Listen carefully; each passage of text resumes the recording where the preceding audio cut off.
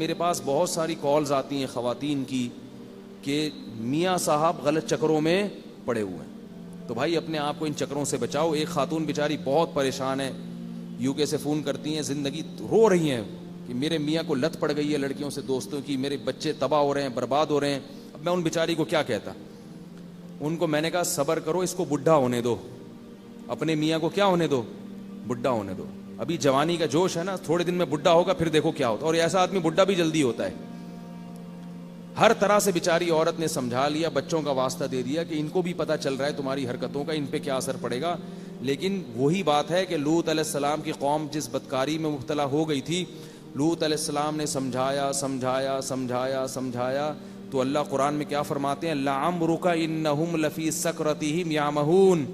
اے محمد صلی اللہ علیہ وسلم, ہمیں آپ کی عمر کی قسم, وہ لوگ اس وقت بڑے نشے میں پڑے ہوئے تھے, ان کو لوط علیہ السلام کی باتیں سمجھ میں نہیں آ رہی تھی, بہت نشے میں مست تھے.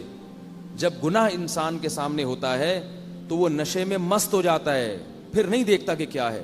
تو اللہ نے پھر کیسا عذاب دیا, فجعلنا عالیہا سافلہا, فرمایا ہم نے زمین کو اٹھا کے الٹا دے کے پٹک دیا, پوری قوم کو اللہ نے تباہ کر دیا.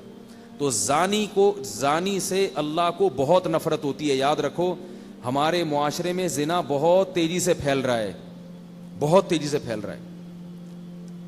میرے پاس کالز آتی ہیں, ایسا ہی نہیں کہہ رہا میں, بہت تیزی سے. لوگ تو اپنے ہر چیز دل کی بات کر لیتے ہیں نا علماء کے سامنے. بہت تیزی سے زنا پھیل رہا ہے. اس کو اللہ کا واسطہ روکنے کی کوشش کرو, سختی کرو اپنے گھر میں. چچا زاد پھوپھی زاد بہنوں کو بے پردہ نہ ہونے دو کزنوں کے سامنے. اگر آپ کا بیٹا چچا زاد پھوپھی زاد بہن سے دوستی لگاتا ہے, پابندی لگاؤ اس پر. میرے گھر میں جب میرے چچا زاد پھوپھی زاد بھائی آتے تھے, میرے والد صاحب کے بھتیجے ہوتے تھے, تو والد صاحب ہماری بہنوں کو حکم دیتے تھے کہ ان کے سامنے نہیں آنا ہے. غصہ کرتے تھے کہ ایسے بے محابہ کوئی نہیں آگے بیٹھے گا. ان کو حکم تھا کہ آپ بیٹھک میں بیٹھیں اور یہیں سے پتلی گلی سے نکل جائیں, جس نے ملنا ہوگا آپ سے یہیں آگے ملے گا. ناراض ہوتا ہے تو ہونے دو. بہت زیادہ برائی پھیل رہی ہے, مصافحہ کرنا کزنوں سے, گلے ملنا کزنوں سے.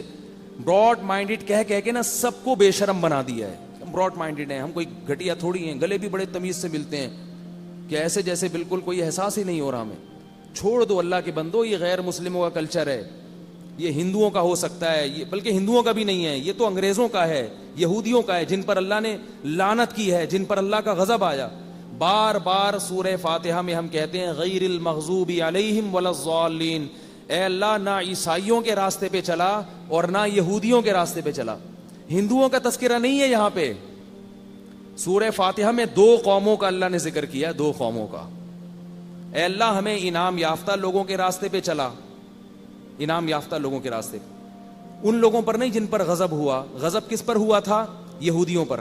اور ان لوگوں پر بھی نہیں جو گمراہ ہیں. تمام مفسرین کا اتفاق ہے کہ اس سے کون مراد ہیں؟ عیسائی. ہندوؤں کا ذکر نہیں, سکھوں کا ذکر نہیں. وجہ اس کی ہے کہ دنیا میں ہندو اور سکھ بھی ان کو فالو کر رہے ہیں. ہندوؤں کا اپنا کلچر ایسا تھوڑی تھا جیسا آج ہو گیا ہے. ان کے تو بڑا سخت پردہ ہوتا تھا. داماد جو ہے, ساس جو ہے اپنے داماد تک سے پردہ کیا کرتی تھی. انہوں نے بھی کس کو فالو کرنا شروع کر دیا؟ عیسائیوں کو, یہودیوں کو. ان کا بھی فیملی سسٹم تباہ و برباد ہو گیا. پریشان ہے وہ بھی. گھروں میں زنا ہو رہا ہے, اتنا زیادہ ان کے ہاں برباد ہو گیا نا ہندوؤں کا فیملی سسٹم کہ جس کی کوئی انتہا نہیں. کوئی عورت محفوظ نہیں ہے. ہر عورت کو پتا ہے کہ حتیٰ کہ اپنے محرم رشتہ داروں سے بھی محفوظ نہیں ہے. اتنا ان لوگوں نے معاشرے میں حیوانیت پھیلا دی ہے. شکر کرو میرے بھائی, اللہ نے مسلمان بنایا ہے, اللہ نے ہمیں مسجد میں آنے کی توفیق عطا فرمائی ہے, اور بار بار ہمارے منہ سے یہ دعا نکلوائی ہے کہ اللہ عیسائیوں کے راستے پر نہیں چلانا. تو کزنوں سے ہاتھ ملانا, گلے ملنا, یہ سارے یہود و نصارہ کے طریقے ہیں.